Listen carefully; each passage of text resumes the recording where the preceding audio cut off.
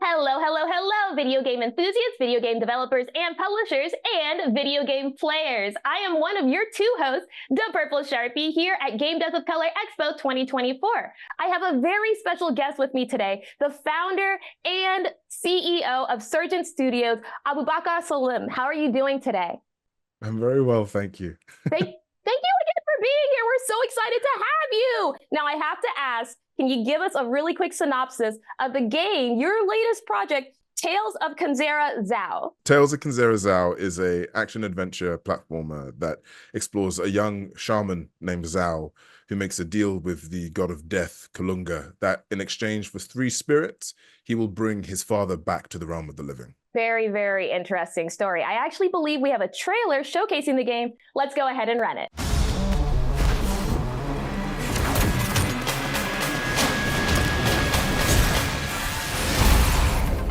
Kalunga, god of death, hear my plea. And why, Zau, have you called me to the realm of the living? It is told that there are 3 great spirits who have denied you. I seek my Baba's return in exchange for these spirits. We go east. Perhaps there you may prove to me you are worthy of such a task. I will show you my worthiness. This is the road to Ikakaramba, home to the great spirit of the sky. The sooner I bring you the great spirits, the sooner you return my Baba to me. You wield a powerful mask. It is the mask of the moon. Baba taught me the ways. Graceful is the flow, a harmony soaked in virtuous intent. The mask of the sun. Baba showed me that to wield it is to harness a most ferocious love. The fiery flames of noble intentions. Your Baba taught you well. The moon. The sun. I must embrace the dance. This shaman shrine means to imbue you with your predecessor's power. Bamba's stone. Harness the energy, Zau. Launch Akida's spear.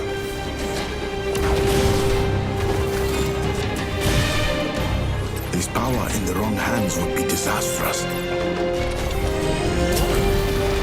Use this power how the others would have wanted. For good. For greatness. The way you took that rojo out was amazing! You should not sneak up on people, young shaman. We are shamans, healers in a land long past healing. Zau, you are sweating. You are more than welcome to take over. Every step, another obstacle, another obstruction. This will not be easy, shaman. Those before you have tried and failed. All I see before me is a boy. A desperate boy with a desperate plea. I am a shaman, my father's son, wielding his masks, knowing his ways. I can do this, Kalunga. I know I can.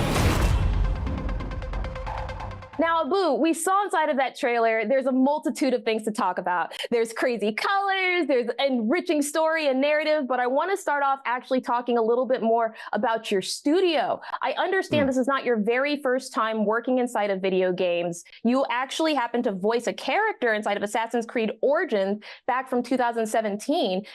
You actually went ahead and voiced Bayek Siwa inside of there, the main character. Can you talk a little bit more about whether or not that experience helped you in the creation of this game? One of the things that playing Bayek on Assassin's Creed kind of did was it opened my eyes and mind to the behind the scenes of what it means to make a game.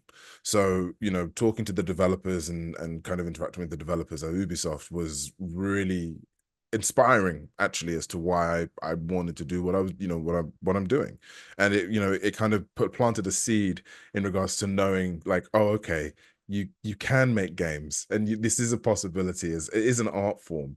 And so, yeah, I think really, truly from that job, I ended up taking a lot of the passion and the love for it, and tried to, wanted to apply that to the space that we were building at Surgent.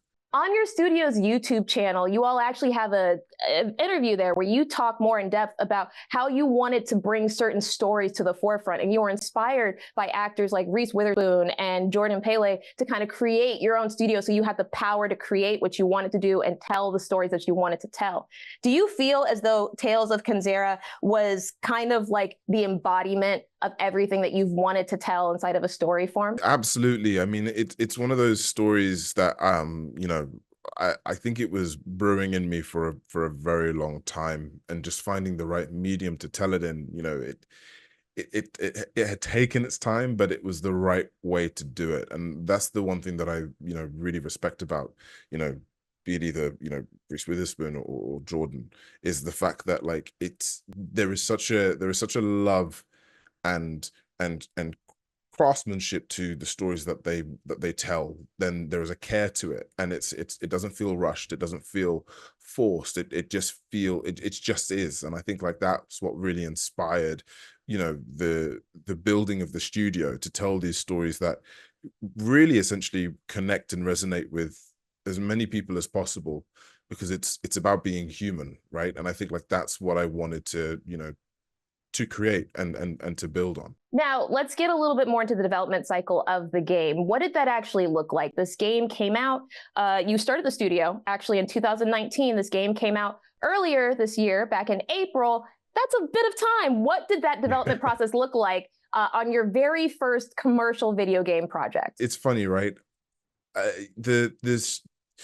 The kind of creation and inception of a game and a studio, doing that in tandem and doing that at the same time is quite hard. That's why, you know, I think like for us, like it was really much like, you know, Tales of Kenzera Zau was not only just building this experience and telling this story, but it was also building the team as well. And I think like that was what was really, that's what I you know, I kind of learned on the process. You know, you're finding the team, you're finding the right people, you're finding the way that you can gel with one another. You find essentially your unit. And I think like that, you know, the game really was there not only to obviously tell this story and share the story, but also to show like, okay, this is what the team can do, you know, as we're building it. Imagine now what we can do with a team already established. So that's essentially where, you know, where I think like that was one of the biggest things that we were learning, because again, not only were we trying to create a game, we were trying to create a sort of like a space, a culture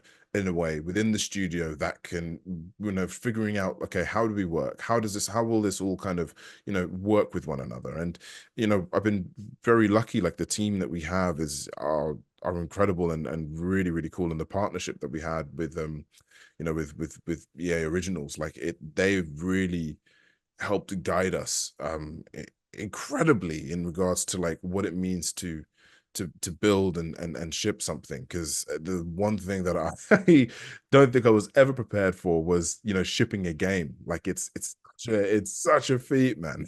Like it's such a task, but it feels brilliant when you do it.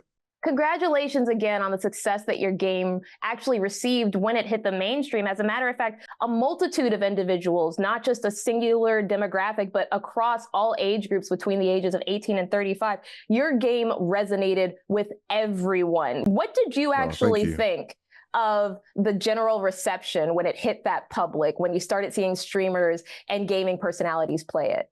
It was amazing. It was like both terrifying and exciting, because I think like the terrifying element of it obviously is this is such a personal game, right? It explores grief, it explores that journey.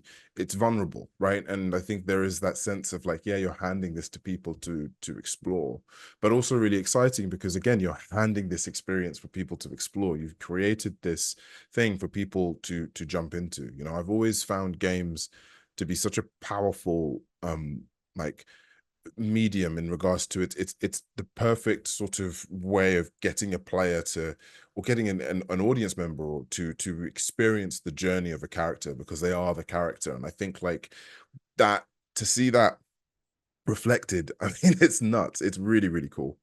So, Abu, speaking of culture, there is actually a very, very strong culture line that you drive through not only the narrative of this game, but also the visual and the audio inside of this game. You chose to highlight a culture inside of Central and South Africa, the Bantu. Can you talk to us a little bit more about why you chose to focus on this group? They're my people, man. It's like, it's where I'm from. Like, my mom and dad are Kenyan. I'm Kenyan, and it just, the stories that they would share with me are of Kenyan stories, of Bantu stories.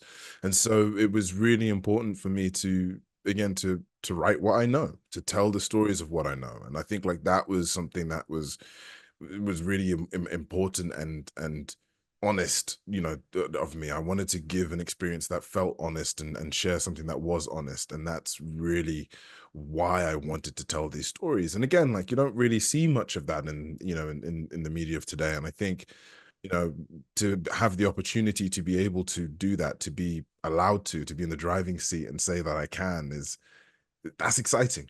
So let's talk a little bit more about the actual mechanics inside of the game. The main character, Zau, actually utilizes masks and basically dual wields two different masks, the sun and the moon mask, to occupy different types of fighting styles. The moon mask allows a much more range style and kind of allows a much more like introspective look on attack, a much more carefully thought out, whereas the sun is a much more melee combative style with very short range attacks. Talk to us about the importance of masks as a not only narrative device inside of the game, but also as a mechanic device inside of this game, and why you chose to go specifically with a dual wielding opportunity. For me, it was really important to highlight and showcase the many different masks people wear, especially when they're going on the journey of grief. I think, I remember, after my father passed away, I remember feeling as if I had to wear these different masks and talk to people differently in order to kind of mask the truth that was going on behind it. And,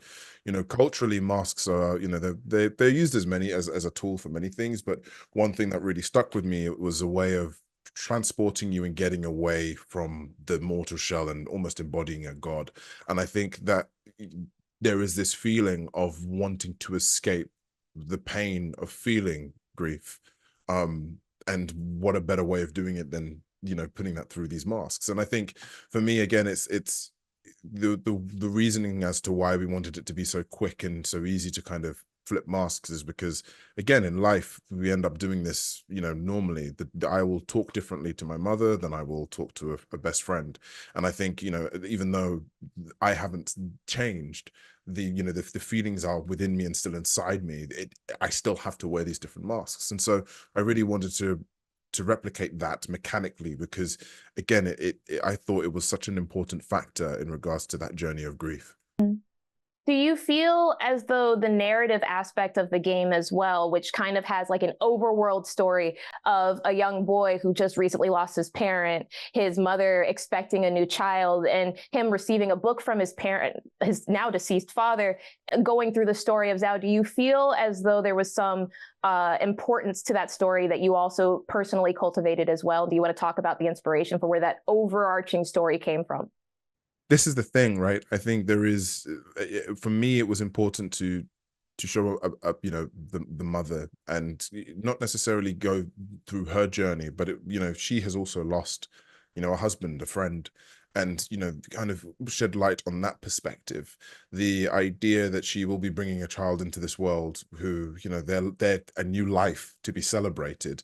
Life is very much goes hand in hand with the idea of death. And for me, it was important to look at Zuberi, who's the kid who receives the book, and follow his story and his experience of it, because again, it's this passing of the mantle, really, and this idea of, again, when I was going through it, I remember thinking, okay, I've got to be the man of the house now. I've got to, there's a lot of responsibility. There's a lot of me, to take on. And that's kind of reflected in Zau and his journey and what Zau, sets himself out to do, when in truth, actually, it doesn't matter. You've just got to live your life, and I think like that was something that I just really wanted to reflect in the story. And look, when I look at it, and when I look at the sort of the story that we were telling with the game, you know, Zuberi and Zau handle grief very differently than I did. You know, my reaction was to,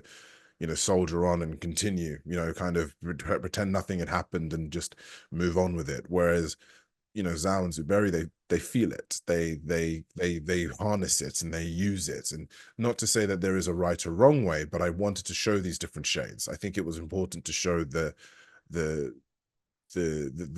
different approaches to grief, because it isn't as clear cut as some might think. You know, I'm not a believer of the 5 stages of grief. Like, I don't actually ever think you can accept it. I think you just get, you know, you get used to it, you know, and that's not a bad thing, you know, because that's again, that's the beauty of life. That's the beauty of growing. It's the history that you carry with you.